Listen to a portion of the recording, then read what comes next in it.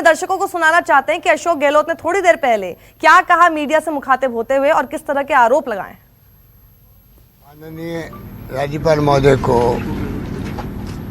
कल पत्र भेज के रिक्वेस्ट करी कि हम चाहते हैं कि असेंबली के सेशन बुलाएं और उसके अंदर डिस्कशन करें सारी पॉलिटिकल सिचुएशन को भी, कोरोना को भी और लॉकडाउन के बाद में जो स्थिति बनी है आर्थिक रूप से उसको भी। हमें उम्मीद थी कि रात को ही वो आदेश जारी कर देंगे असेंबली बुलाने के। रात भर इंतजार किया पर अभी तक कोई जवाब नहीं आया उनका। ये हमारे समझ के परे है। सिंपल प्रोसेस जो अपनाया जाता है और गवर्नर साहब को आदेश देना ही पड़ता है, उसको रोकने कोई कारण नहीं है। हमारा मानना है कि ऊपर से दबाव के कारण से मजबूरी में वो अभी असेंबली बुलाने के लिए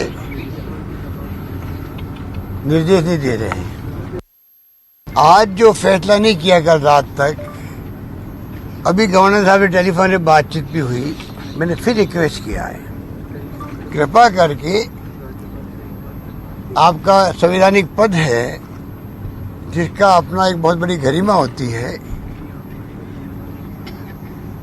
उसके आधार पर आप अविलंब फैसला करें, वरना सब हमारे विधायक गण आकर के आपने रिक्वेस्ट करें, एक साथ सामूहिक रिक्वेस्ट करेंगे हम लोग कि कृपा करके आप इमीडिएटली अपना फैसला दें और असेंबली हम लोग मंडे से शुरू करना चाहते हैं।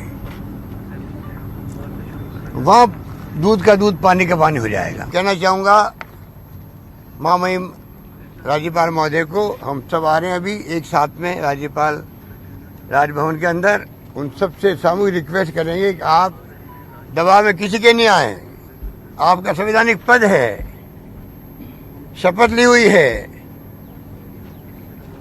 अपनी अंतरात्मा के आधार पर शपथ की जो भावना होती है उसका आधार बना के फैसला करें, वरना फिर हो सकता है कि पूरी प्रदेश की जनता अगर राजभवन को घेरने के लिए आ गई तो हमारी जिम्मेदारी नहीं होगी।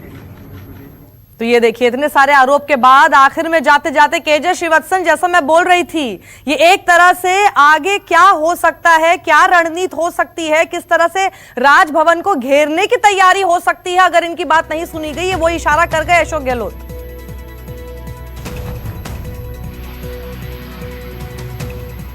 जी बिल्कुल, देखिए मुख्यमंत्री ने साफ शब्दों में कहा, यह उनकी आक्रामकता भी दिखाता है, शायद हताशा भी दिखा रहा है जिस तरह का राजनीतिक माहौल है, क्योंकि अच्छी तरह से जानते हैं सरकार पूरी तरह अब ठप हो चुकी है। होटल में बंद है, बाड़ेबंदी में सभी विधायक हैं, सभी मंत्री हैं, न तो बाहर जा सकते हैं न आ पा रहे हैं। तो इस स्थिति में वे पूर्ण विराम लगाना चाहते हैं। हालांकि विधानसभा बुलाना राज्यपाल का अधिकार है। मुख्यमंत्री ने अपनी ओर से एक प्रस्ताव रात को दिया था, कल शाम को मिलने आए थे और बोला कि हम सोमवार से राजभवन विधानसभा का सत्र बुलाना चाहते हैं, आप बुलाइएगा, हम वहां पर विश्वास मत भी साबित कर देंगे।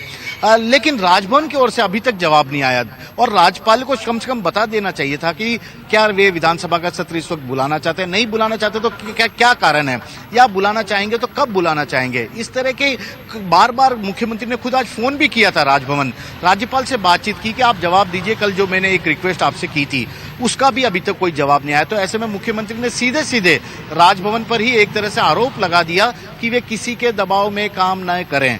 संवैधानिक पद होता है, संवैधानिक पद में जो राज्यपाल होता है उसका दायित्व तो यही है कि मुख्यमंत्री यदि अनुरोध करता है तो उस अनुरोध को वे आगे बढ़ाएं। लेकिन सबसे बड़ी बात है राजभवन पर नजर है, क्योंकि राज्यपाल अच्छी तरह से जानते हैं, जैसा मैं पहले भी कह रहा था कि इस वक्त यह पूरा मामला हाईकोर्ट से लेकर सुप्रीम कोर्ट तक दावपेच में पड़ा हुआ, कानूनी दावपेच है। विधायक जो हैं वे काफी डरे हुए हैं, सचिन पायलट के या बागी विधायक में वे आ नहीं पा रहे, क्योंकि उन्हें डर है कि यदि वे राजस्थान आते हैं तो उन्हें तत्काल उनमें से कुछ लोगों को गिरफ्तार कर लिया जाएगा, क्योंकि एसओजी भी अभी जांच कर रही है और एसीबी भी जांच कर रही है। तो इस तरह के माहौल में यदि मुख्यमंत्री की बात मानकर आनंद फानल में विधानसभा का सत्र बुला देते हैं तो उससे परिस्थितियां और भी खराब हो सकती है। यह राजभवन भी इस चीज को लेकर जो विधि विशेषज्ञ है उनसे निरंतर चर्चा कर रहा है। हमें बताया गया है कि राज्यपाल कलराज मिश्र हैं, वे कई विधि विशेषज्ञों से सलाह कर रहे हैं कि इस मौके पर क्या करना चाहिए जब अनलॉक 2 की अभी बहुत सारी बंदिशें हैं, लोगों को एक साथ मिलने नहीं दिया जा रहा। भले ही आपने कहा कि राज्यसभा की वोटिंग करवा दी गई है, लेकिन यहां पर 200 विधायकों के पास बैठना, 3-4 दिन तक एक साथ बैठाए रखना, क्योंकि ऐसा तो नहीं है विधानसभा सुबह बुलाई जाएगी 1 घंटे में खत्म हो जाएगी। तो ऐसे में काफी पेचीदगियां हैं इसमें, और यही कारण है कि राजभवन भी इस पूरे मुद्दे पर कुछ वक्त ले रहा है। लेकिन अब कुछ ही देर में मुख्यमंत्री यहां पर पहुंचने वाले हैं। देखते हैं कि मुख्यमंत्री के लिए तो भले ही राजभवन का गेट खुल जाएगा, लेकिन उनके साथ आने वाले, जैसा कि कांग्रेस खेमा दावा कर रहा है, 109 विधायकों को राजभवन के इस दरवाजे के अंदर जाने दिया जाता है या नहीं, क्योंकि राज्यपाल की ओर से अभी जिस तरह की तक इसके लिए तो आ कोई रही वक्त है, मैं नहीं एक दिया चीज गया है क्लैरिफाई आपसे करवाना चाहती हूँ कि क्या अशोक गहलोत अपने विधायकों के साथ पैदल आ रहे हैं और राजभवन तक कब तक पहुंचेंगे?